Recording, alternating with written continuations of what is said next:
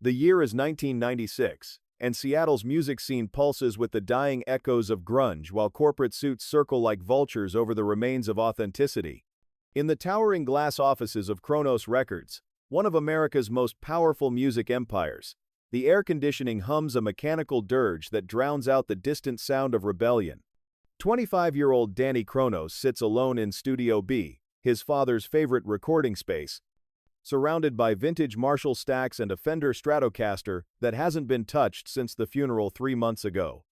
The studio's soundproof walls are plastered with gold records, magazine covers, and photographs of legendary artists who built their careers under the Kronos Records banner: Nirvana, Soundgarden, Pearl Jam. His father's legacy stares back at him from every angle. Danny's own demo tapes lie scattered across the mixing board, songs he's written in the sleepless nights since his father's private jet crashed into the Cascade Mountains during what was supposed to be a routine business trip to Los Angeles. The official investigation blamed pilot error and bad weather, but something about the timing gnaws at Danny's gut like a feedback loop that won't quit. The studio door hisses open, and his mother, Victoria Kronos, enters wearing a perfectly tailored black Armani suit that costs more than most musicians make in a year. At 45, she still carries the ethereal beauty that made her a model in the 70s before she became the queen of the music industry through marriage. But today, her eyes are red-rimmed, and her usually perfect composure shows hairline cracks. "Danny, sweetheart," she says, her voice carrying that familiar mix of maternal concern and corporate efficiency. "We need to talk about the memorial service next week. The entire industry will be there: Rolling Stone, MTV, every major label executive.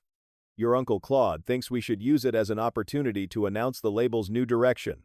Claude Kronos, her late husband's younger brother, has wasted no time positioning himself as the company's savior. In the 3 months since the crash, he's systematically restructured the entire operation, moving away from the raw, authentic sound that built the label's reputation toward more commercially viable pop rock acts. The artists who once called Danny's father a visionary now whisper about sellouts and corporate raiders in the dive bars of Capitol Hill. Danny runs his fingers across the guitar strings, producing a dissonant chord that seems to capture everything wrong with this picture. "New direction," he mutters, tasting the corporate buzzwords like stale cigarettes. Dad would have hated that phrase. Victoria moves closer, her heels clicking against the studio's hardwood floor like a metronome keeping time to a song nobody wants to hear. "Your father was a dreamer, Danny, and dreams don't pay for the lifestyle we've built. Claude understands the business side, the side that keeps this empire running." Through the studio's one-way glass, Danny can see the main office floor where young A&R representatives scurry between cubicles, their Doc Martens replaced by Italian leather shoes, their vintage band t-shirts swapped for button-down shirts and ties. The transformation is subtle but complete, like watching authenticity get slowly strangled by a silk necktie. "Empire," Danny repeats, the word leaving a bitter taste. "When did we start calling it that? Dad always said we were just shepherds helping great music find its audience." His mother's expression softens for a moment, revealing the woman who once danced backstage at Jimi Hendrix concerts and believed music could change the world. But the moment passes quickly, replaced by the mask of survival she's learned to wear in the 3 months since becoming a widow. That was before the industry changed, before streaming technology and corporate consolidation. Claude says if we don't adapt, we'll end up like all those independent labels that got swallowed up in the 80s. Danny stands, his lanky frame unfolding like a question mark against the studio's expensive equipment. At 6 feet tall, with his father's piercing blue eyes and his mother's aristocratic cheekbones, he looks like rock royalty, which, in the hierarchy of the music industry, is exactly what he is. But today, that birthright feels more like a burden than a blessing. "And what does Uncle Claude say about me?" Danny asks, knowing the answer but needing to hear it spoken aloud. Victoria's pause speaks volumes. In that silence, Danny hears his future being negotiated away, his artistic vision being deemed unmarketable, his inheritance being redistributed to those who understand quarterly profits better than quarter notes. "He thinks you need time to process your grief," she finally says. "Time to decide whether you want to be a serious part of this business or just another musician with a trust fund." The conference room on the 32nd floor of the Kronos Records building overlooks downtown Seattle like a glass throne room surveying its kingdom. The Space Needle pierces the overcast sky in the distance, while below, the streets teem with flannel-clad music lovers browsing the record stores of Pike Place Market, unaware that their cultural soundtrack is being rewritten in the corporate suites above. Claude Kronos enters the room with the confident stride of a man who has never questioned his right to be wherever he chooses to be. At 52, he's everything his older brother wasn't: sharp, where Thomas was contemplative; aggressive, where Thomas was nurturing; calculated, where Thomas was intuitive. His tailored charcoal suit costs more than most recording budgets, and his silver hair is styled in a way that suggests both artistic sensibility and executive authority. Behind him walks his assistant, a nervous young man with wire-rimmed glasses who carries a leather briefcase like it contains the secrets of the universe. The conference table, crafted from reclaimed wood that once formed the stage of a legendary Seattle venue, now supports neat stacks of financial reports and market analysis charts that reduce music to demographic data and profit margins. "Danny, my boy," Claude says, his voice carrying the smooth authority of someone accustomed to being listened to. "I was hoping we could have a conversation about your future with the label." Danny slouches in his chair at the far end of the table, his worn Soundgarden t-shirt and ripped jeans, a deliberate contrast to the corporate atmosphere. Through the floor-to-ceiling windows, he can see the loading dock where delivery trucks once brought vinyl records by the thousands. Now they deliver compact discs in shrink-wrapped packages that look more like consumer electronics than vessels for human expression. "My future," Danny says flatly. "You mean the future you've designed for me?" Claude's smile never wavers, but something cold flickers in his dark eyes. "I mean the future your father would have wanted, a future where this company continues to thrive and evolve." Thomas was brilliant, but he was also idealistic. The industry doesn't reward idealism anymore. Victoria enters the room carrying a tray of coffee in expensive ceramic mugs, playing the role of the gracious hostess even though she owns 40% of everything visible from these windows. She's changed from her morning Armani into a softer ensemble, a cream-colored cashmere sweater and wool slacks that make her look more like the wife of a tech executive than the widow of a rock legend. "Danny's been writing again," she says, settling into the chair beside Claude with a familiarity that makes Danny's stomach turn. "Beautiful songs, really. Very emotional." The word emotional hangs in the air like a judgment. In the new Kronos records, emotion is apparently a liability, something to be managed and marketed rather than celebrated and amplified. Claude opens one of the folders his assistant has placed before him. "I've been reviewing the quarterly reports. Our traditional roster, the grunge acts, the alternative bands, they're not moving units like they used to. Meanwhile, labels like Atlantic and Sony are cleaning up with more accessible acts. Pop rock, female singer-songwriters, crossover country." Danny watches his uncle's manicured fingers trace profit charts and sales projections. Each data point represents thousands of fans, millions of moments when music connected with human hearts, but reduced to numbers, it all looks so clinical, so soulless. "What are you suggesting?" Danny asks, though he already knows the answer. "I'm suggesting we pivot," Claude says, using the kind of Silicon Valley terminology that's begun infecting every industry. "We keep a few legacy acts for credibility, but we focus our resources on artists who can deliver consistent returns. Artists who understand that music is, ultimately, a business." Through the conference room's open door, Danny can hear the distant sound of someone playing guitar in one of the studios below. The melody is haunting, unpolished, raw, everything the new corporate vision seems designed to eliminate. It sounds like something his father would have signed in a heartbeat, some unknown artist with more talent than marketing sense. "And if I don't want to pivot?" Danny asks. Claude's pause is calculated, like everything else about him. When he speaks, his voice carries the gentle firmness of someone delivering an ultimatum disguised as advice. "Then you'll find yourself increasingly marginalized in an industry that's moving forward with or without you. Your father's generation built something beautiful, Danny. But beauty doesn't pay for healthcare, or retirement, or the kind of lifestyle your mother deserves." Victoria reaches across the table and places her hand over Danny's, her wedding ring catching the gray Seattle light. The ring was his father's mother's, a simple platinum band that had seemed so perfect when Thomas slipped it onto her finger 26 years ago. Now it looks like evidence of a crime Danny can't quite name. "We just want what's best for you, sweetheart," she says. "And what's best for the legacy your father built." But Danny knows the legacy his father actually built. Late nights in studios with unknown artists, taking chances on songs that mattered more than sold, creating a place where authenticity could thrive in an increasingly artificial world.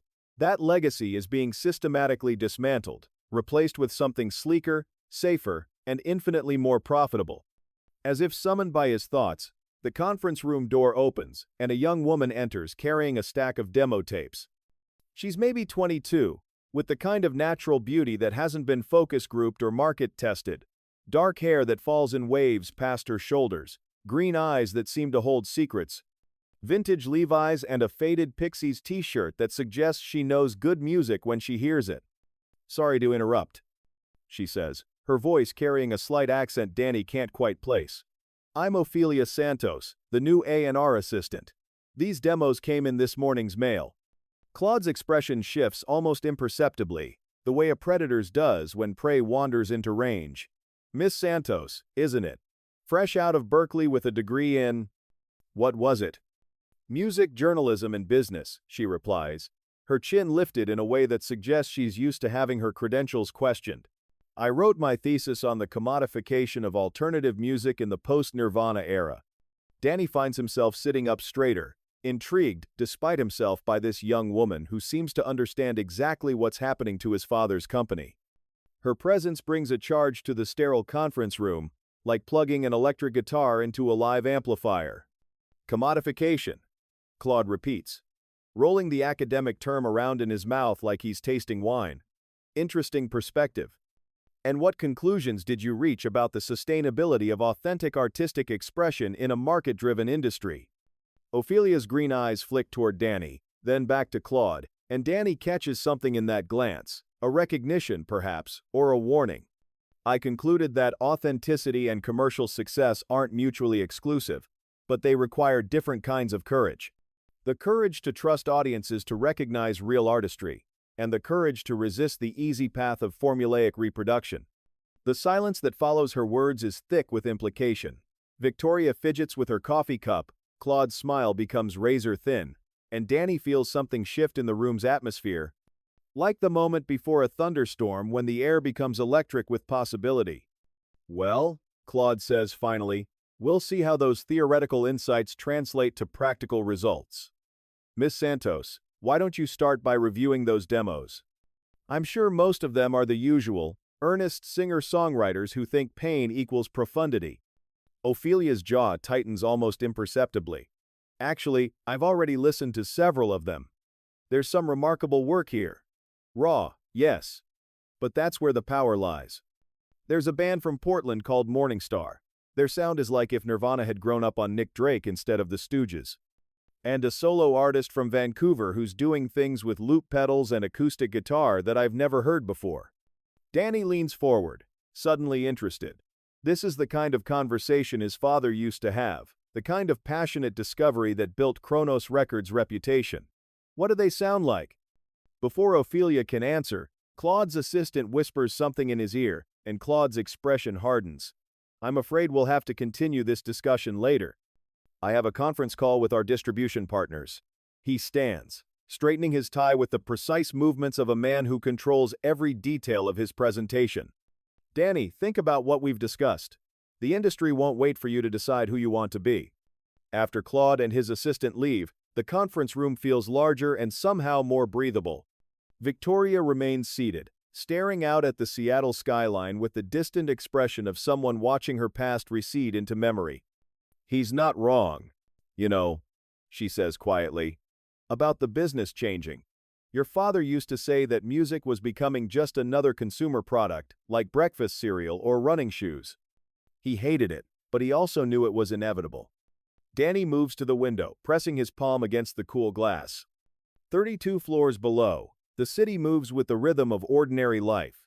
People heading to jobs, to coffee shops, to record stores, where they'll search for something that speaks to their souls. The distance makes them look like figures in a music video, tiny and choreographed. "Did he ever talk about fighting it?" Danny asks. "About finding a way to preserve what mattered?" Victoria's reflection in the window shows a woman caught between worlds, the idealistic young model who fell in love with a music revolutionary, and the pragmatic widow who must navigate corporate realities. He talked about a lot of things in those last few months. He was worried, Danny. Really worried. Something in her tone makes Danny turn from the window. Worried about what? But before Victoria can answer, Ophelia speaks from the doorway, where she's been quietly organizing the demo tapes. May I ask you something, Mrs. Kronos? About the night Mr. Kronos died? Victoria's entire body tenses, as if Ophelia has just asked her to walk across broken glass. What about it? I've been reading the industry trades from that period, trying to understand the company's trajectory. Your husband was flying to Los Angeles for a meeting with someone, but none of the articles mention who. In a business where every handshake gets reported, that seems unusual. Danny feels his pulse quicken. In the months since the funeral, he's been so consumed with grief in his uncle's corporate coup that he hasn't questioned the basic facts of his father's death. But now, seeing his mother's pale face and hearing the tremor in her voice, he realizes there might be questions worth asking. The meeting was confidential, Victoria says, her usual composure cracking like thin ice. A potential acquisition that couldn't be made public until the deal was finalized. Ophelia nods, but her expression remains skeptical. What company? I don't remember the details. Thomas handled all of that himself. Danny knows his mother well enough to recognize when she's lying, and the realization hits him like a feedback loop through a Marshall stack. His father, the man who shared every aspect of the business with his family, who insisted on transparency in all deals, had been pursuing something so secret that even his wife didn't know the details. Mom, Danny says, his voice gentler than his suspicions, what aren't you telling me? Victoria stands abruptly, smoothing her cashmere sweater with shaking hands. I'm telling you that your father is dead, and we have a company to run, and standing around asking questions won't bring him back or pay our employees' salaries. She moves toward the door, but stops when she reaches Ophelia. For a moment, the two women regard each other, the grieving widow and the young journalist who stumbled onto something that might not be grief at all. Miss Santos, Victoria says, her voice regaining some of its executive authority, I'd be careful about pursuing certain lines of inquiry. This industry can be very unforgiving to people who ask the wrong questions. After Victoria leaves, Danny and Ophelia stand alone in the conference room, surrounded by the detritus of corporate planning and the ghost of unanswered questions. The Seattle sky outside has darkened, and the city lights begin to twinkle like stars in a universe where truth might be as rare as genuine artistic integrity. Your mother's scared, Ophelia says simply. Yeah, Danny replies, feeling something cold settle in his chest. The question is, scared of what? Ophelia picks up one of the demo tapes, turning it over in her hands like she's examining evidence. Maybe we should find out. As if summoned by their conversation, the building's sound system crackles to life, and Danny's father's voice fills the conference room, a recording from a staff meeting years ago, when the company was smaller and dreams seemed more achievable. Music isn't just entertainment, Thomas Kronos says from beyond the grave, his words echoing off the glass walls like a challenge. It's truth made audible. It's the sound of human hearts trying to communicate with each other across the noise of existence. The moment we forget that, we become just another corporation selling products to consumers who deserve so much more. The recording clicks off, leaving Danny and Ophelia in silence that seems to vibrate with possibility and danger in equal measure. 3 weeks later, Danny finds himself in the basement archives of Kronos Records at 2 a.m, surrounded by boxes of contracts, correspondence, and recording session notes that chronicle 30 years of music history. The fluorescent lights buzz overhead like angry wasps, casting harsh shadows across file folders that contain the dreams and disappointments of hundreds of artists. Ophelia sits cross-legged on the concrete floor, her laptop balanced on a stack of platinum album plaques. Scrolling through financial records, she's managed to access through a combination of legitimate research and creative password guessing. Her investigation has revealed a pattern of unusual activity in the weeks before Thomas Kronos' death. Mysterious meetings, encrypted phone calls, and substantial wire transfers to offshore accounts. Look at this, she says, turning the laptop screen toward Danny. Your father moved $2 million to a Cayman Islands account 3 days before he died. The transfer was authorized with his personal security code, but the receiving account belongs to a shell corporation called Elsinore Holdings. Danny stops rifling through a box of his father's personal papers and stares at the screen. The numbers seem surreal, like lyrics to a song he doesn't understand. Elsinore Holdings, I've never heard of it. Neither had I, until I started digging into your uncle's financial history. Ophelia's fingers dance across the keyboard with the precision of a studio musician. Claude established Elsinore Holdings 6 months ago, right around the time he started suggesting your father should consider retirement. The basement suddenly feels colder, as if the building's heating system has surrendered to the weight of these revelations. Danny pulls a manila folder from the box, and his father's handwriting leaps out at him from yellowed notebook pages, song lyrics, business notes, and what appears to be a draft of a letter never sent. My dearest Danny, the letter begins in his father's careful cursive. If you are reading this, then my fears have proven justified, and the vultures have finally come home to roost. There are things about this business, about our family, that I should have told you long ago. Danny's hands shake as he reads further. The letter details his father's growing suspicion that Claude had been embezzling funds through fake artist advances and inflated production costs, using his position as head of international distribution to siphon money into accounts Thomas couldn't trace. Jesus, Danny whispers. Dad knew. He knew Claude was stealing from the company. Ophelia looks up from her laptop, her face illuminated by the screen's blue glow. What else does it say? Danny continues reading, his father's words painting a picture of betrayal that cuts deeper than any artistic critique. Thomas had discovered that Claude was not just embezzling money, but actively sabotaging certain artists' careers, ensuring that albums by musicians he considered unmarketable received minimal promotion, their contracts structured to favor the label over the artist. He was planning to confront Claude, Danny says, his voice barely above a whisper. The meeting in Los Angeles wasn't about an acquisition. It was with a forensic accountant who specialized in corporate fraud. The archive room's door creaks open, and both Danny and Ophelia freeze like concertgoers caught taping a show. Footsteps echo in the corridor above, slow and deliberate, as if someone is searching for something or someone. Did you lock the door? Ophelia whispers. Danny shakes his head, realizing too late that their late-night investigation might not be as secret as they'd assumed. The footsteps pause directly above their heads, and then begin descending the basement stairs with the measured cadence of someone who knows exactly where they're going. A security guard appears in the doorway, his flashlight beam cutting through the fluorescent glare. But instead of the confrontation Danny expects, the man simply nods and continues past the archive room toward the building's mechanical systems. Night shift. Danny breathes, his heart still racing. They do building maintenance after midnight. But Ophelia's expression remains tense. Danny, look at this. She's pulled up another screen, this one showing employee access logs. Someone else has been down here 3 times in the last week, always between midnight and 3 a.m. The keycard belongs to Claude, Danny finishes, reading the name on the screen. The implications hang in the stale basement air like smoke from a backstage cigarette. If Claude has been coming down here in the middle of the night, he's either looking for the same evidence they've found, or trying to destroy it before anyone else can piece together the truth. Danny folds his father's letter carefully and slips it into his jacket pocket.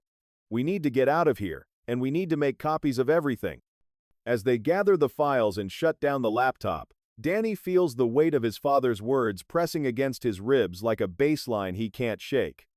The music industry he grew up in, the world of creative passion and artistic integrity his father championed, was apparently built on a foundation of lies and betrayal that runs deeper than any family harmony. Outside the archive room, the building settles into its nighttime rhythm of creaking metal and humming ventilation. Somewhere in the darkness above, Danny's inheritance is being systematically dismantled by the man his mother now shares her bed with. The man who may have killed his brother to claim an empire built on other people's dreams.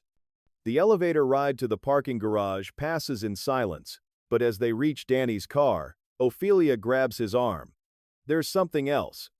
She says, something I didn't want to say in front of your mother.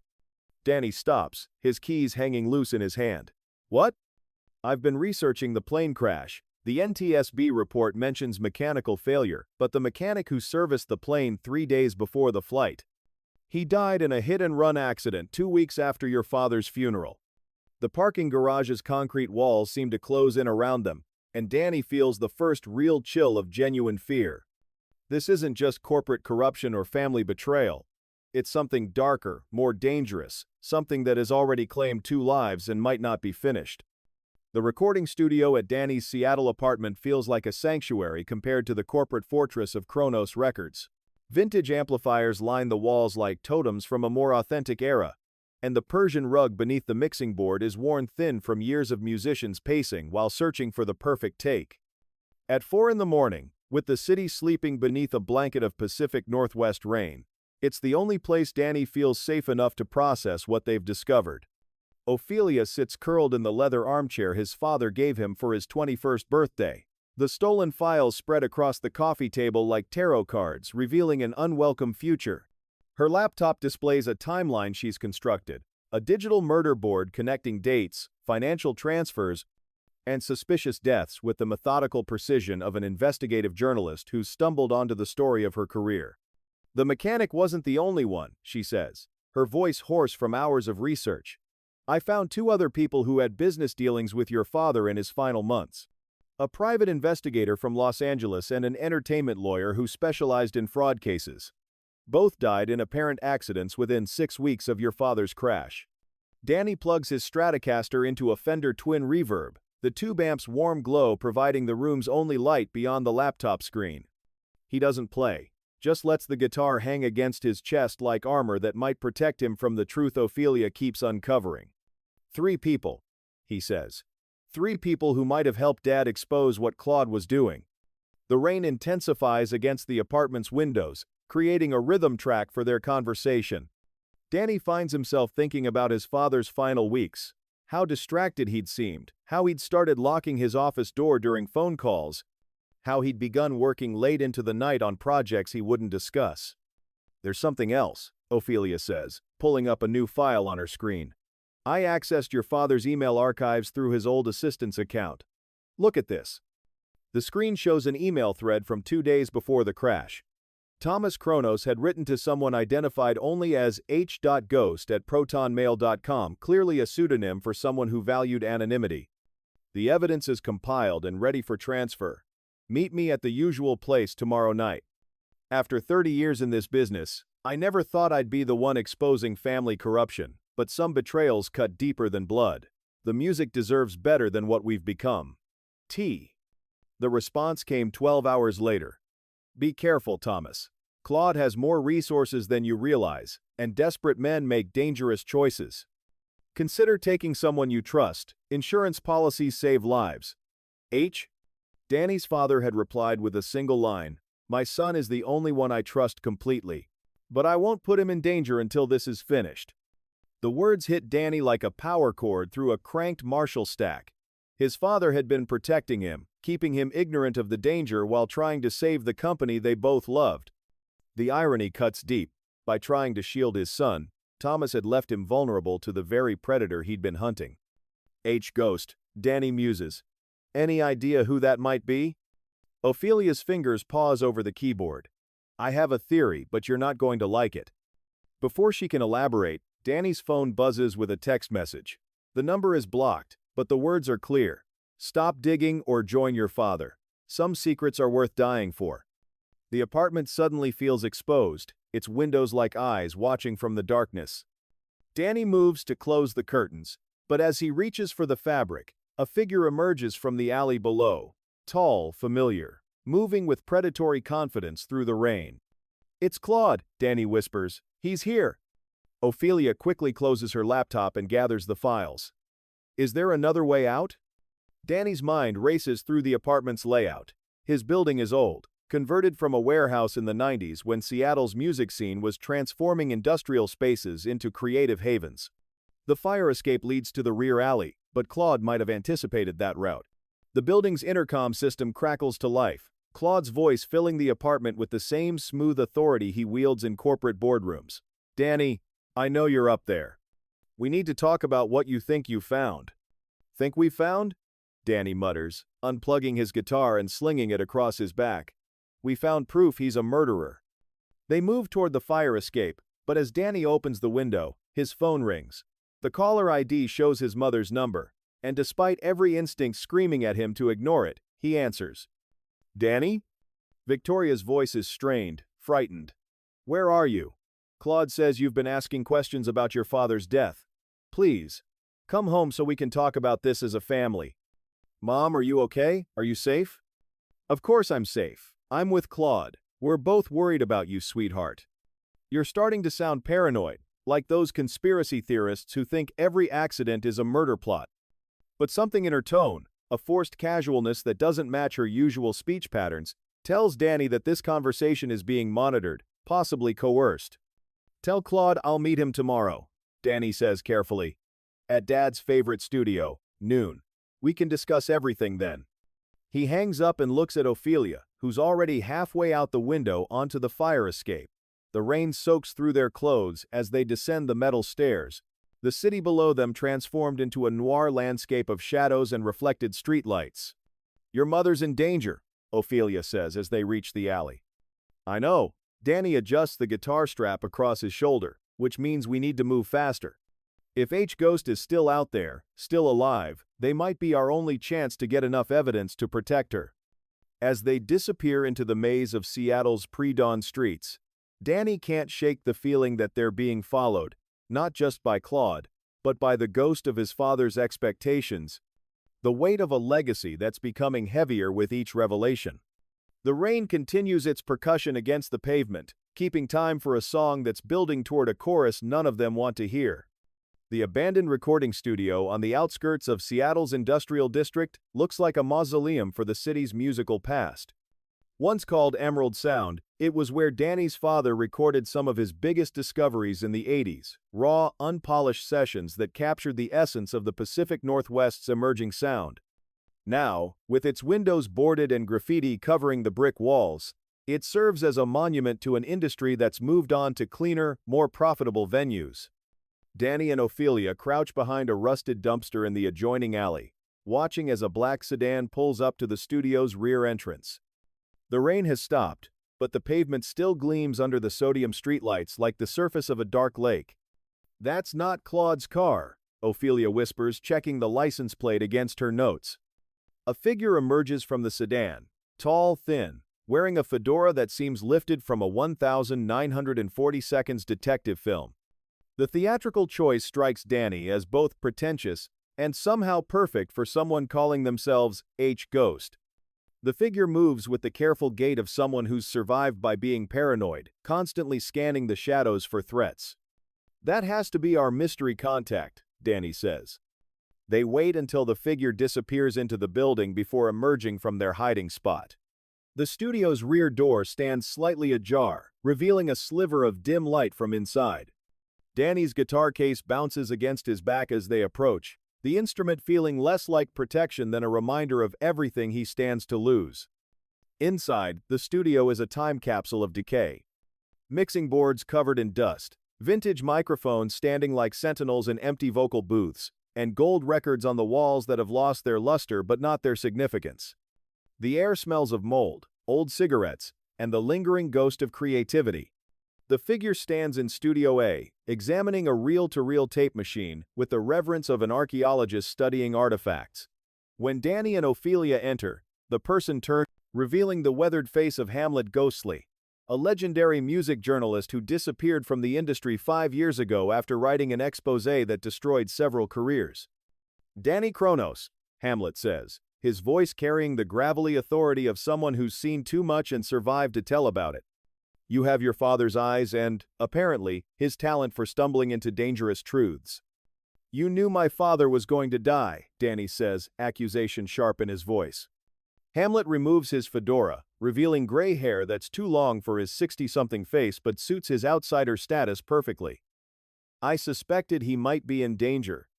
Your father contacted me 6 months ago with questions about financial irregularities at Kronos Records. When I started investigating, I discovered your uncle wasn't just embezzling, he was laundering money for some very unpleasant people. Ophelia pulls out her laptop, ready to document whatever revelation comes next. What kind of people? The kind who use legitimate businesses to clean dirty money from drug trafficking, arms dealing, and human trafficking. Claude turned Kronos Records into a washing machine for criminal enterprises, using fake artist advances and inflated tour expenses to move millions of dollars through the company's accounts. Danny feels the studio walls pressing in around him.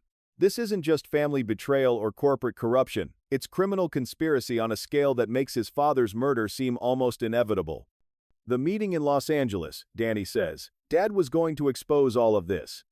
Hamlet nods. He had enough evidence to destroy not just Claude, but the entire network Claude was serving. Unfortunately, Claude discovered the investigation before your father could act on it. A sound from the studio's front entrance makes all three of them freeze. Footsteps echo through the empty corridors, multiple sets, moving with military precision. Claude brought friends, Hamlet whispers, moving toward a back exit that Danny remembers from childhood visits to this studio. But as they reach the rear door, it swings open to reveal Claude himself, flanked by two men in expensive suits who look more like private military contractors than music industry executives.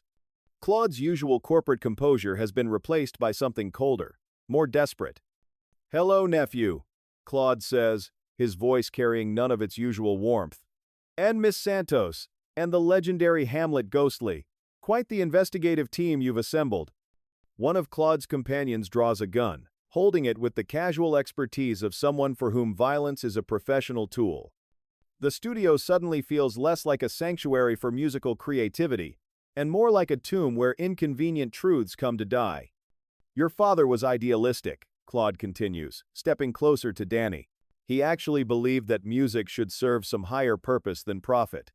It's a beautiful sentiment, but ultimately impractical in the modern world." Danny's hand instinctively moves toward his guitar case. Not for the instrument, but for the letter his father wrote. Proof that at least one person had tried to preserve something authentic in an industry built on manufactured dreams. "The money laundering," Danny says, stalling for time. "How long has it been going on?" Claude's smile is reptilian. "Since before you were born. Your father built Kronos Records on principles, but principles don't pay for private jets and vacation homes in the Hamptons. I simply found more efficient revenue streams."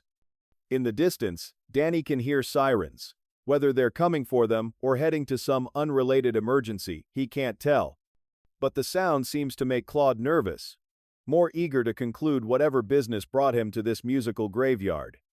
"The three of you represent a problem," Claude says.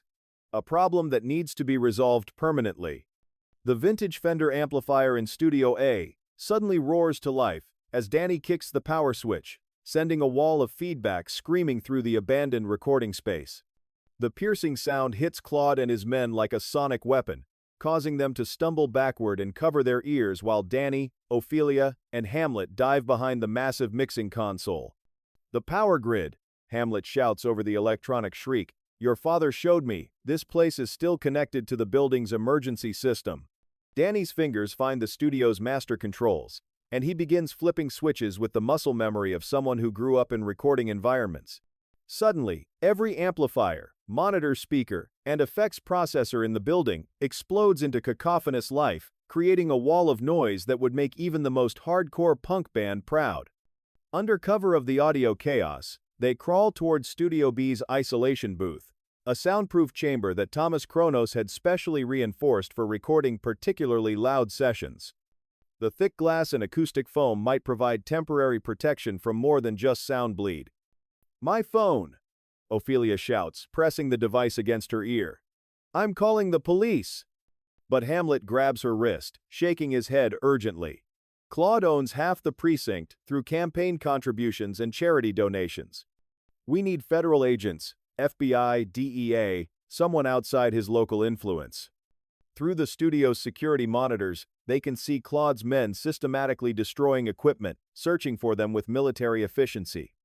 One of them produces what looks like an assault rifle from a guitar case, a weapon that seems obscenely out of place among the microphones and mixing boards. Danny's mind races through everything he's learned about his father's investigation. Thomas had been methodical, careful, building a case that could withstand legal scrutiny. But somewhere in his research, he must have left a failsafe, evidence that could expose Claude's operation even if the primary investigators were eliminated. The master recordings, Danny says suddenly. Dad always kept backup copies of important sessions, but he also used the studio's archive system for personal documents. If he hid evidence anywhere, it would be in the vault beneath Studio C. Hamlet's eyes widen with recognition. The underground storage facility? I thought that was just industry legend. Earthquake safety, Danny explains, leading them through a maze of equipment corridors. Dad had it built after the 1989 San Francisco quake.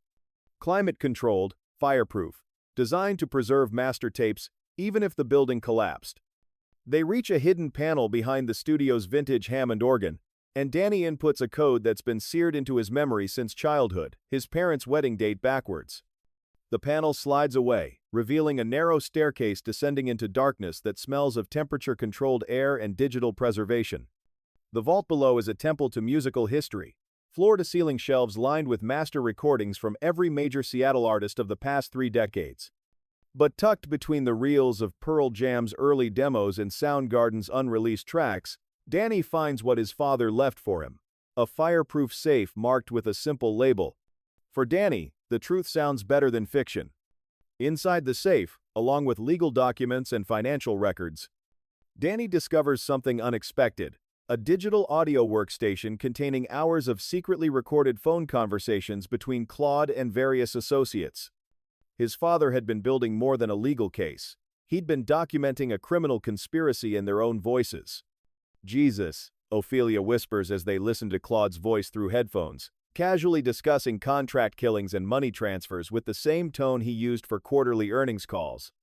This is enough to put him away forever. But their moment of discovery is interrupted by the sound of footsteps on the metal stairs. Claude's voice echoes in the narrow space, no longer smooth and corporate but ragged with desperation. 30 years I've been cleaning up your father's idealistic mistakes. Claude calls down to them, keeping this company profitable while he worried about artistic integrity and fair contracts. The criminal partnerships weren't my choice, they were a necessity. Danny clutches the hard drive containing his father's evidence, feeling its weight like a weapon he's finally learned to use. Above them, Claude's footsteps pause at the vault entrance, and Danny realizes they're trapped in an underground museum of musical history, surrounded by the preserved voices of dead artists and living criminals. Your father never understood. Claude continues, his voice getting closer. Music is just product. Artists are just content creators. The only thing that matters is moving units and generating revenue streams. In the darkness of the vault, surrounded by the ghosts of Seattle's musical legacy, Danny finally understands his father's final message. The truth doesn't just sound better than fiction, sometimes it's the only song worth dying for.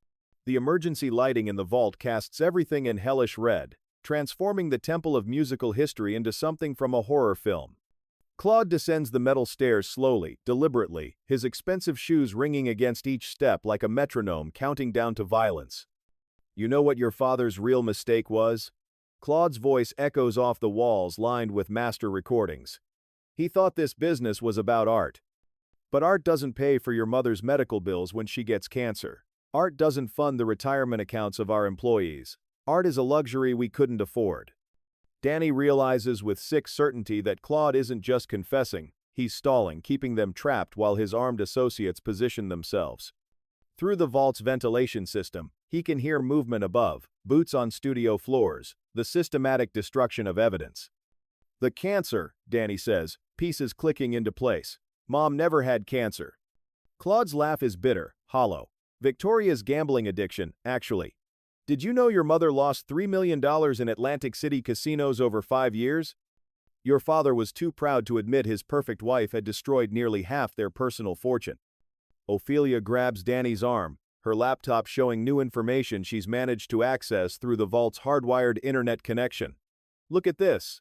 Hospital records, treatment facilities. It's all fake. The medical bills, the insurance claims, everything was fabricated to explain where the money went. The revelation hits Danny like a bass drop in a club built for maximum volume. His mother, the woman he'd watched suffer through supposed chemotherapy treatments, the fragile widow he'd been trying to protect, she was part of the deception, complicit in the empire of lies that cost his father his life. "Where is she now?" Danny asks. Claude pauses on the stairs, and when he speaks, his voice carries genuine sadness mixed with ruthless pragmatism. Victoria made her choice years ago. She chose the lifestyle over the truth, the comfort over the consequences. When your father started his investigation, she chose survival over loyalty. Above them, the vault's security monitors flicker to life, and Danny sees his mother standing in Studio A, very much alive and very much in control. She's changed from her widow's weeds into a sleek black dress that makes her look less like a grieving spouse and more like a corporate executioner. Her conversation with Claude's remaining associate is brief, efficient, businesslike. "The beautiful thing about the music industry," Claude continues, now close enough that Danny can see his face in the red emergency lighting, "is that everyone expects the creative types to be unstable. Artistic temperament, drug problems, suicide. It's all very believable when a musician dies young." Hamlet steps forward, producing a small recording device from his coat pocket. "Except this conversation is being broadcast live to my contacts at the Seattle Times, Rolling Stone, and the FBI's Organized Crime Task Force." Claude's expression shifts from confident to desperate in the space between beats. "You're bluffing." "The beauty of modern technology," Hamlet replies, "is that everything can be streamed in real time. Your confession about money laundering, contract killings, and your brother's murder has been heard by approximately 50 people in the last 5 minutes." Through the monitors, they watch Victoria's face change as she listens to something through an earpiece. Her composure cracks, revealing the calculating intelligence that's been hidden beneath years of playing the supportive wife and grieving widow. "She knew," Danny whispers, understanding flooding through him like the crescendo of a symphony he's been unconsciously hearing his entire life. "She knew what you were planning to do to Dad." Claude nods slowly. "Victoria called me the night before the flight, told me about the forensic accountant, about your father's plan to expose everything. She made a choice, her future security over his idealistic crusade." The vault speakers suddenly crackle to life, and Victoria's voice fills the underground space with the same authority she once used to calm nervous artists before important recording sessions. "Danny, sweetheart," her voice says, amplified by the same sound system that once captured the raw emotion of Seattle's greatest musical moments. "You have to understand, your father was going to destroy everything we built, the company, our lifestyle, your inheritance. I couldn't let that happen." Danny looks at the hard drive containing his father's evidence, then at the walls lined with the preserved voices of artists who trusted the Kronos family to protect their creative legacy. The choice before him is stark. He can use his father's evidence to destroy the corruption, but doing so will also destroy his mother and leave hundreds of employees without jobs. "Every recording in this vault," Danny says, his voice growing stronger, "represents someone who believed music could change the world. Dad didn't build this company to make money. He built it to give those voices a chance to be heard." Claude raises his gun, but his hand shakes with something that might be genuine remorse. "I'm sorry, it has to end this way." But before he can fire, the vault fills with the sound of federal agents storming the building above, their voices coordinating through radio static that sounds almost musical in the acoustically perfect underground space. The federal agents' entry into the building above sounds like a percussion section, tuning up, boots on hardwood, radio chatter, the metallic click of weapons being readied. Claude's gun wavers between Danny and the staircase, his corporate mask finally slipping to reveal something desperate and cornered. "FBI building is surrounded." The amplified voice echoes through the vault speaker system, distorted by the same acoustic engineering that once captured perfect vocal takes. Claude's associate appears at the top of the stairs, his assault rifle trained downward. "Sir, we have maybe 3 minutes before they breach the lower levels." Victoria's voice cuts through the speakers again, but now it carries the cold calculation of someone playing her final card. "Claude, the Swiss accounts are already frozen. My immunity deal was signed an hour ago. You're on your own." The betrayal hits Claude like a cymbal crash, his face cycling through disbelief, rage, and finally, a kind of bitter admiration. 30 years of marriage, and she plays us both in the end. Danny clutches his father's hard drive, the weight of evidence that could expose decades of corruption but would also destroy hundreds of innocent jobs. "You killed him for nothing. She was never going to let you keep the company." Your father died because he couldn't accept that idealism is a luxury we couldn't afford. Claude snaps, but his voice lacks conviction. Because he believed music should mean something more than profit margins. Above them, the sound of tactical teams grows closer, tactical boots on metal stairs, the efficient communication of professionals who specialize in ending situations like this one. But in the vault, surrounded by the preserved voices of Seattle's musical history, time seems suspended, like a sustained guitar note, waiting for resolution. Hamlet edges toward the vault's emergency communication system, a landline installed for exactly these kinds of crisis situations. Danny, whatever you're planning to do with that evidence, decide quickly. Danny looks at the rows of master recordings, Pearl Jam, Nirvana, Soundgarden, dozens of artists who trusted his father to preserve not just their music, but their artistic integrity. Each recording represents a choice his father made to prioritize authenticity over profit, creativity over commercialization. The employees, Danny says, if I release this evidence, Kronos Records collapses. 300 people lose their jobs, their health insurance, their pensions. Claude's laugh is hollow, desperate. Finally, you understand the real world. Sometimes protecting people means making morally compromising choices. But Ophelia, still typing frantically on her laptop, looks up with something like triumph in her green eyes. Not necessarily. I've been analyzing the financial records. The criminal money represents maybe 15% of the company's actual revenue. The label could survive without it, smaller, cleaner, but intact. The artist contracts could be restructured, Hamlet adds, speaking into the emergency phone. Give the musicians more control over their work. Higher royalty rates. Turn Kronos Records into what your father originally envisioned, a true artist-friendly label. Through the monitors, they watch federal agents flood into Studio A, where Victoria stands calmly with her hands raised, playing the role of cooperative witness rather than criminal conspirator. Her performance is flawless, the grieving widow who discovered her brother-in-law's corruption and courageously came forward to protect her late husband's legacy. Claude sees his former sister-in-law's betrayal playing out on the screens, and something breaks inside him. The corporate mask falls away entirely, revealing a man who's spent decades justifying increasingly terrible choices until he can no longer remember who he used to be. Your mother wins, Claude says to Danny, his gun now pointed at the floor. She gets her immunity, her lifestyle, and the moral high ground, while I become the villain who corrupted her husband's pure vision. The sound of tactical teams grows deafening as they approach the vault entrance. Danny has perhaps 30 seconds to decide how to use his father's evidence, to destroy everything in the name of justice, or to find a way to preserve what's worth saving while exposing what needs to be revealed. Dad left me more than evidence, Danny says, understanding flooding through him. He left me a choice about what kind of legacy I want to build.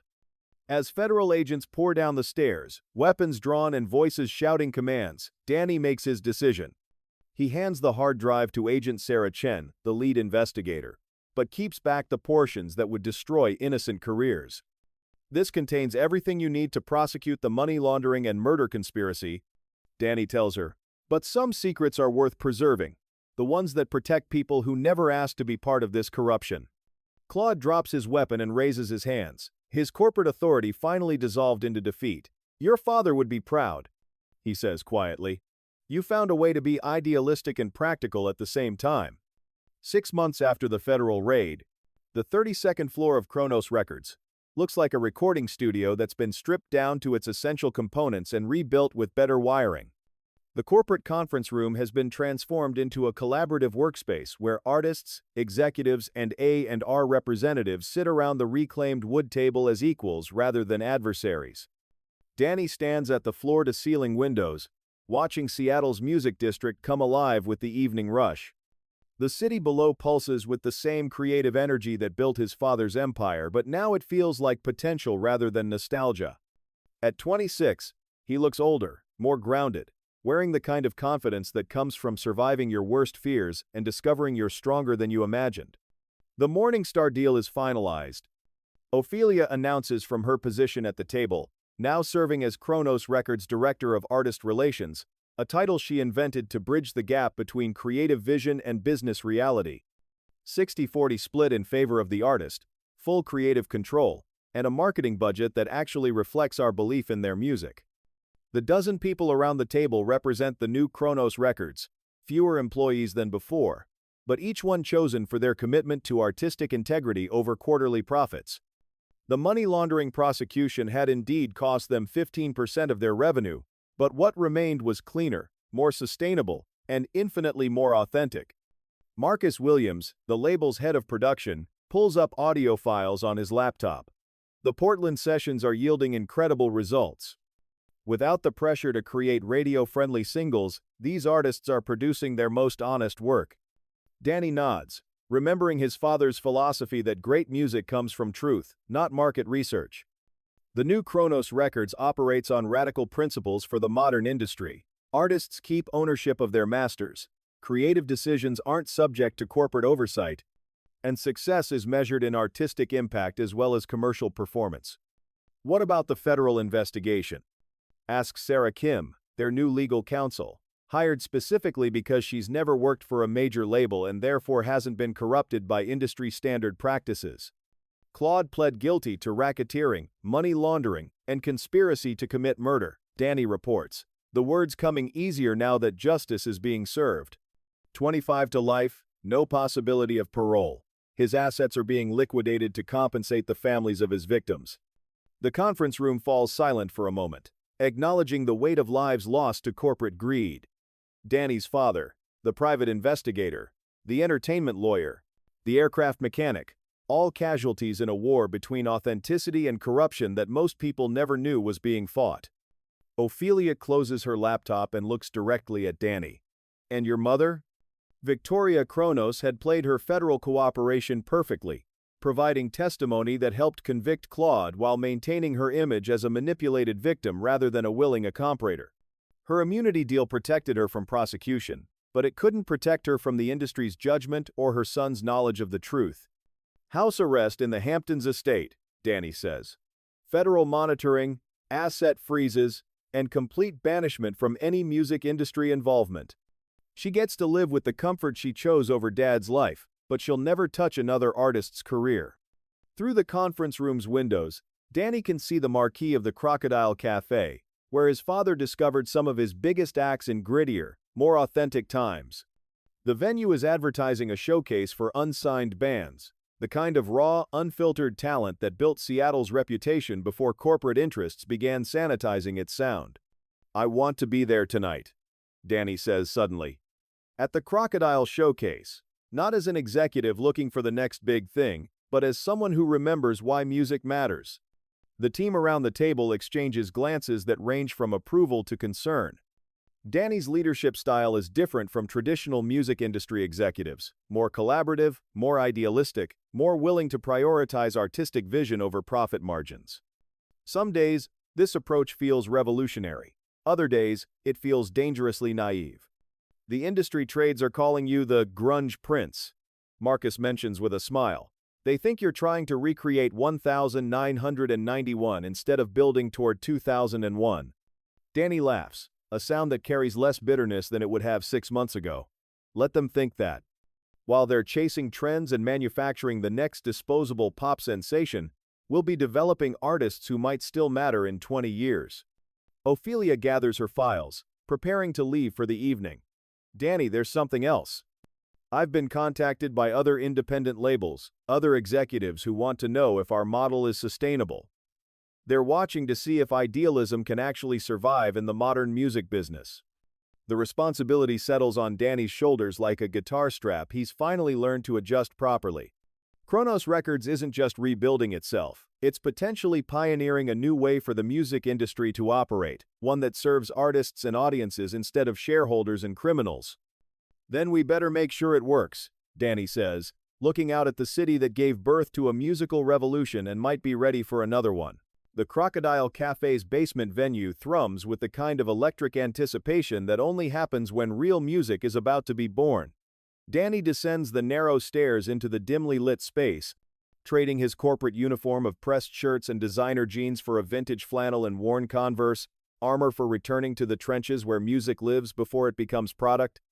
The crowd is a mixture of music industry scouts, local artists, and genuine fans who come to these showcases hoping to witness the moment when unknown becomes legendary.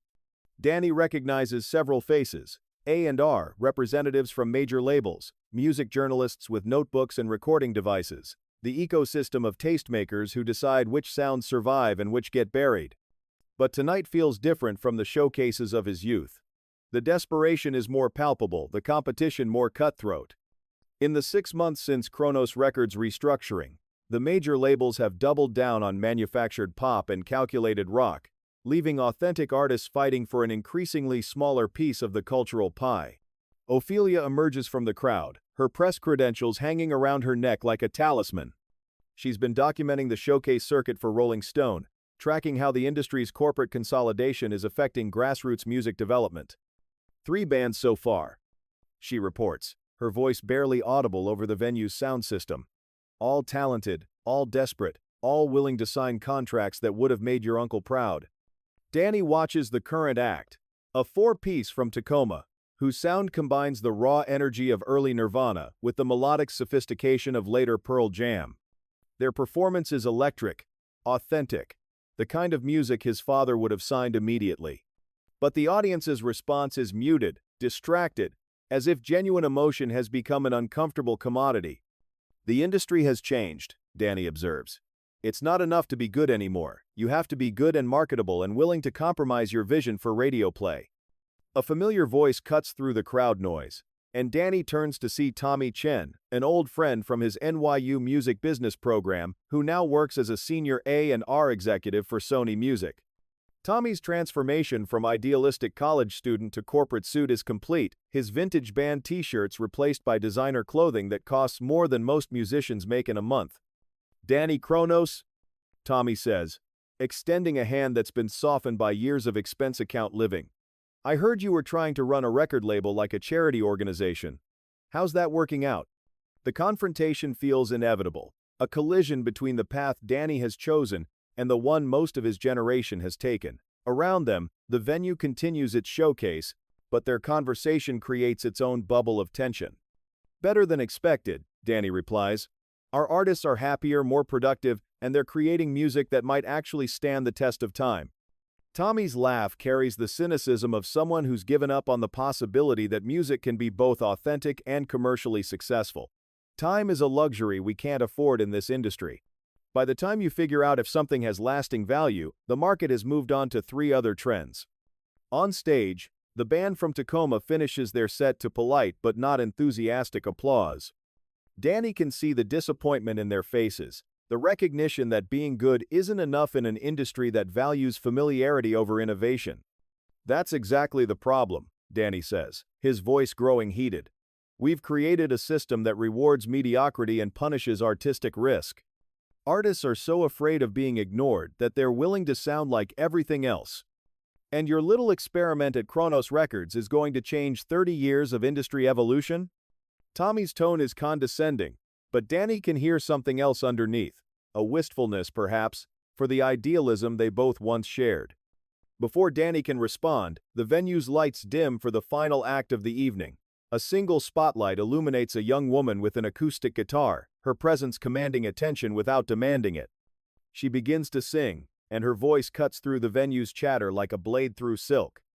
The song is raw, unpolished, authentic in a way that makes everyone in the room stop pretending to be somewhere else. Her lyrics speak to the disconnection of their generation, the way technology promises connection but delivers isolation, the way success in the music industry has become about everything except the music itself. "This is what we're losing," Danny whispers to Tommy, watching as the woman's performance transforms the cynical showcase crowd into something approaching a congregation. This moment when music becomes more than entertainment, when it becomes truth. Tommy's expression shifts almost imperceptibly, his corporate mask slipping to reveal the college student who once believed that music could change the world. "She's good," he admits. "But good doesn't matter if she won't play the game." "Then maybe it's time to change the game," Danny says. As the young woman finishes her set to thunderous applause, Danny makes a decision that will define not just his company's future but potentially the direction of the entire industry. He's going to sign her, not despite her unwillingness to compromise, but because of it. The young woman packs her guitar with the efficient movements of someone who's played 100 showcases and learned not to expect miracles. Her name, Danny discovers from the showcase program, is Luna Reyes, 23 years old, originally from Portland, currently surviving in Seattle on coffee shop wages and the occasional street performance. Danny approaches her near the venue's back exit, where she's loading her equipment into a beat-up Honda Civic that's held together by duct tape and determination. The alley behind the Crocodile Cafe smells like rain and possibility, the same combination that's defined Seattle's music scene for decades. "Luna?" Danny says, trying to keep his voice casual despite the adrenaline coursing through his system. "I'm Danny Kronos, from Kronos Records. I'd like to talk to you about your music." She looks up from her guitar case, wariness flickering across features that combine her Mexican heritage with something indefinably Northwestern. In the alley's sodium lighting, she looks both older and younger than her years. Weathered by struggle but not yet cynical enough to assume every industry approach comes with hidden costs. "I've heard about your label," she says carefully. "The one that supposedly treats artists like human beings instead of profit centers." "Supposedly?" Danny asks. "In this business, everybody's supposedly something different until you read the fine print." Luna closes her car's trunk with a slam that echoes off the alley walls. "So what's your pitch? What makes Kronos Records better than the 5 other labels that have approached me tonight?" Tommy Chen emerges from the venue's back door, clearly having followed Danny into the alley. His presence shifts the dynamic immediately, turning what might have been an intimate conversation about art into a competitive negotiation about market position. "Luna Reyes," Tommy says, producing a business card from his wallet like he's drawing a weapon. "Sony Music Entertainment. We think you have real commercial potential, but you'll need to work with our team of songwriters and producers to develop a more radio-friendly sound." Danny watches Luna's expression change as she processes Tommy's offer, the promise of major label resources balanced against the threat of creative compromise. It's the same devil's bargain that's corrupted countless artists over the decades, the trade of authenticity for accessibility. "What kind of changes are we talking about?" Luna asks. Tommy's smile is practiced, professional. "Nothing drastic. Maybe some synthesizers to modernize the sound, drums to give it more energy, perhaps some guest vocalists to broaden the appeal. The core of what you do would remain intact." "The core," Danny interjects, "being everything except what makes her music special." "Being everything except what makes her music sellable," Tommy corrects. "Luna, you can stay pure and play coffee shops for the rest of your life, or you can compromise slightly and reach millions of people. The choice hanging in the Seattle air is stark, familiar, the same decision every authentic artist faces when the industry comes calling." Luna looks between Danny and Tommy, between idealism and pragmatism, between preserving her vision and achieving her dreams. "What's your offer?" she asks Danny. "Full creative control," Danny says. "You keep ownership of your masters, approval over all marketing decisions, and a recording budget that lets you make the album you want to make, not the album we think will sell." Tommy laughs, but there's something desperate in the sound. "And what happens when that album sells 3,000 copies to indie rock purists and Luna ends up bankrupt and forgotten?" "Then at least she'll have made something honest," Danny replies. "Something that might matter to someone, somewhere, for longer than a radio cycle." Luna sets her guitar case down and looks directly at Danny. "You really believe that? That artistic integrity is worth risking commercial failure?" "My father built Kronos Records on that belief," Danny says. "He died defending it. I'm trying to prove he was right." The alley falls silent, except for the distant sound of the venue cleaning up after the showcase. Other artists emerge from the back exit, loading equipment and discussing their performances with the mixture of hope and exhaustion that defines the underground music scene. "I need time to think," Luna says finally. "This is the biggest decision of my life, and I don't want to make it in an alley behind a club." Tommy extends his business card again. Sony's offer expires in 72 hours. After that, we move on to the next promising talent. Danny doesn't offer a deadline. Instead, he pulls out a CD from his jacket pocket, a compilation of recent Kronos Records releases, artists who've maintained their creative vision while building sustainable careers. "Listen to this," he says. "These are musicians who chose authenticity over accessibility and found a way to make it work. If that sounds like the career you want, call me. As Luna drives away into the Seattle night, Tommy and Danny stand alone in the alley, representing two different visions of what the music industry could become. You're setting her up for failure, Tommy says, and yourself too. The market doesn't reward idealism. Maybe, Danny admits. But what if it does? What if there are enough people who want real music that we can build something sustainable on authenticity instead of manufacture? Tommy shakes his head and walks back toward the venue. Your father's dead, Danny. Don't let his ghost destroy your future, too. But Danny remains in the alley, listening to the city's nighttime rhythm and thinking about the choice Luna faces, the same choice every generation of artists confronts when art collides with commerce. 2 weeks after the Crocodile Cafe showcase, Danny sits in his father's old office, now stripped of corporate pretension and transformed into something that feels more like a musician's creative space than an executive's command center. The walls are covered with handwritten lyrics, demo recordings, and photographs of artists in their natural habitat rather than polished promotional shots. Luna Reyes sits across from him in the same leather chair where his father once convinced skeptical musicians that Kronos Records would protect their artistic vision while helping them reach larger audiences. Today, that promise carries additional weight, not just because of Danny's idealistic intentions, but because the entire music industry is watching to see if his experiment in ethical business practices can actually succeed. I've made my decision, Luna says. Her voice steady but her hands betraying nervousness as she fidgets with the strap of her guitar case. But I want to understand something first. Why does this matter so much to you? You could run this label like every other executive and make 10 times more money. Danny looks out the window at Seattle's skyline, where the Space Needle stands like a monument to the city's willingness to reach for impossible dreams. In the distance, he can see the neighborhoods where his father discovered the artists who built Kronos Records' reputation, Capitol Hill, Belltown. The industrial spaces where creativity flourished before gentrification transformed them into something safer and more expensive. Because music saved my life, Danny says simply. When my parents were fighting about money, when I felt disconnected from everything around me, when the world seemed fake and manufactured, music was the one thing that felt real. If we turn it into just another consumer product, what's left for the next generation of kids who need that authenticity? Luna nods, recognition flickering in her green eyes. My father worked in factories his whole life, came home exhausted every night. But when he played his guitar, sang the songs his grandfather taught him in Mexico, he became someone different, someone connected to something larger than assembly lines and paychecks. Through the office's intercom system, Ophelia's voice interrupts their conversation.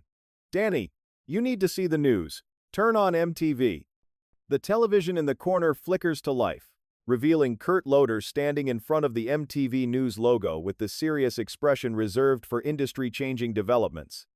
Behind him, graphics display the Kronos Records and Sony Music logos alongside declining sales figures and market share statistics. In what industry analysts are calling a David versus Goliath battle for the soul of alternative music, Loder announces, independent label Kronos Records and major label Sony Music Entertainment are engaged in a bidding war for unsigned artist Luna Reyes, whose performance at Seattle's Crocodile Cafe has become a symbol of the tension between artistic authenticity and commercial viability. Danny mutes the television, but the images continue.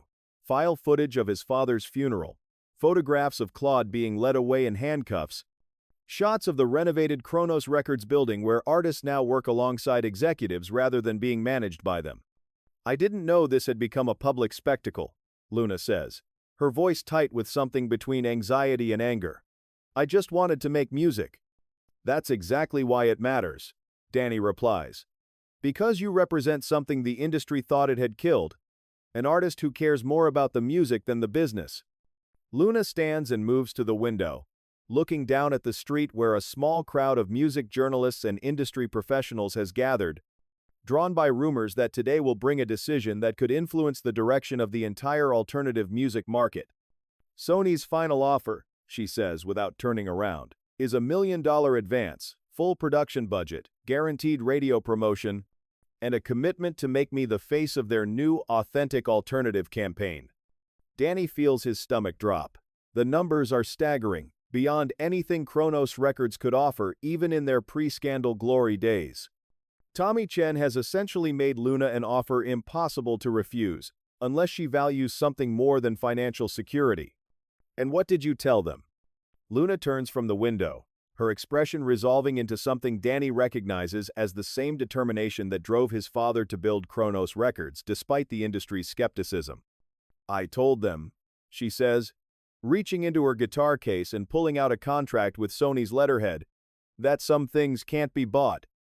She tears the contract in half, the sound of ripping paper echoing in the office like the opening chord of a song that's about to change everything. I choose Kronos Records, Luna says. I choose the chance to make music that might matter more than money. Danny feels something lift from his chest, as if he's been holding his breath for months and can finally exhale. But before he can respond, Ophelia bursts through the office door, her laptop open and her expression mixing excitement with concern. We have a problem, she announces. And an opportunity. Sony isn't taking Luna's rejection quietly. Ophelia's laptop screen displays a cascade of industry news alerts, each headline more damaging than the last. Sony exposes financial instability at Kronos Records. Industry insiders question Danny Kronos's business competence. Is idealism killing Seattle's most historic label? Tommy Chen leaked our financial projections, Ophelia explains, scrolling through articles that paint Kronos Records as a sinking ship captained by an inexperienced dreamer. Every trade publication, music blog, and industry newsletter is running stories about how we can't survive without major corporate partnerships. Danny reads over her shoulder, watching his company's reputation being systematically destroyed in real time. The articles are crafted with surgical precision, using half-truths and strategic omissions to create a narrative of inevitable failure. Look at this, Ophelia continues, pulling up a billboard piece. They're quoting anonymous industry sources who claim our artist-friendly contracts are financially unsustainable, that we're misleading musicians about the realities of the modern music business. Luna moves closer to read the screen, her face pale as she processes the implications. They're trying to make me look like an idiot for choosing you over them. Through the office windows, Danny can see news vans arriving on the street below, reporters setting up cameras to capture what they clearly expect to be the final chapter in Kronos Records' story. The media circus has the predatory energy of vultures circling a carcass, waiting for the moment when dignity finally collapses into spectacle. There's more, Ophelia says grimly, opening another browser tab. 3 of our current artists received calls this morning from major label A&R representatives, offering to buy out their contracts at triple what we're paying them. The systematic nature of Sony's attack becomes clear. They're not just trying to sign Luna away from Kronos Records, they're attempting to dismantle Danny's entire roster, proving that artistic idealism can't survive corporate warfare. It's a coordinated campaign, Danny realizes. Tommy's using Sony's resources to destroy us as an example. If Kronos Records fails publicly and spectacularly, no other independent label will try to operate on artist-friendly principles. Luna sets down her guitar case with deliberate care, as if preparing for a performance that could define her entire career. So what do? Hide in this office while they destroy everything your father built?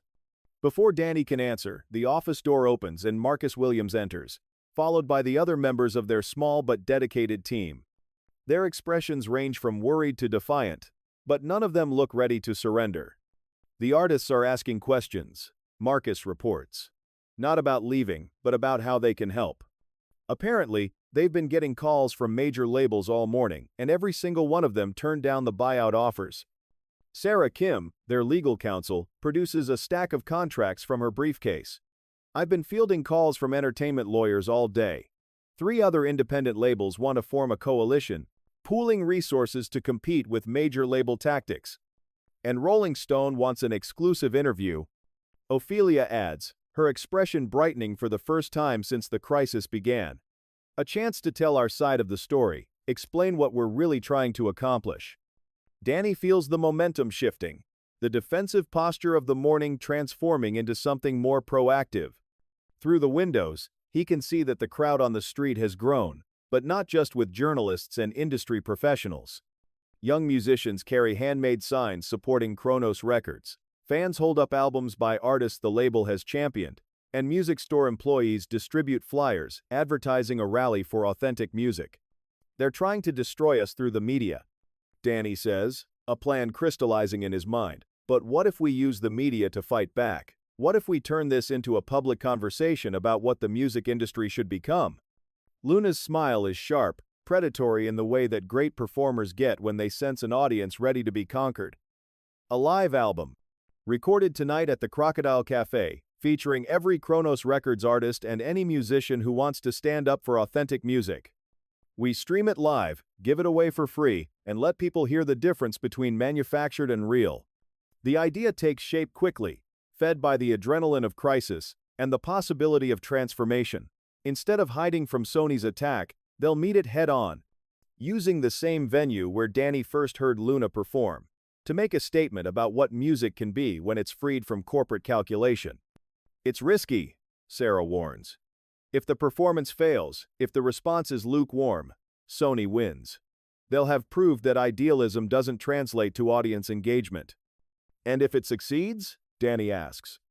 If it succeeds, Marcus says, we change the conversation about how the music industry operates. We prove that authenticity can compete with manufacture. Outside, the crowd continues to grow, and Danny realizes that the battle for Kronos Records has become something larger, a fight for the soul of music itself, played out on the streets of the city that gave birth to a generation's most honest artistic expression. The Crocodile Cafe has been transformed into something between a concert venue and a revolution headquarters. Every surface bristles with cables, cameras, and recording equipment as dozens of musicians prepare for a performance that will be streamed live to music fans worldwide. The basement venue that once felt intimate now pulses with the energy of a movement that's outgrown its origins. Danny stands backstage, watching through the monitor, as Luna takes the stage to address a crowd that spills out onto the Seattle streets. The official capacity is 300, but nearly 1,000 people have gathered, their phones raised like digital lighters in solidarity with the idea that music should matter more than market research. Tonight isn't about Kronos Records versus Sony Music, Luna says, into the microphone, her voice carrying the authority of someone who's discovered her purpose. It's about artists who refuse to compromise their vision for radio play, fans who want something real instead of something calculated, and the belief that music can still change the world if we don't let corporations change it first. The crowd's response is electric, but Danny knows the real test isn't the enthusiasm of supporters, it's whether their message can reach beyond the converted. Whether authenticity can compete with the marketing budgets and promotional machinery of major labels. Through the venue's security monitors, Danny watches Tommy Chen arrive with a small army of Sony executives, their expensive suits and calculating expressions creating a stark contrast to the flannel-clad musicians and passionate fans filling the space.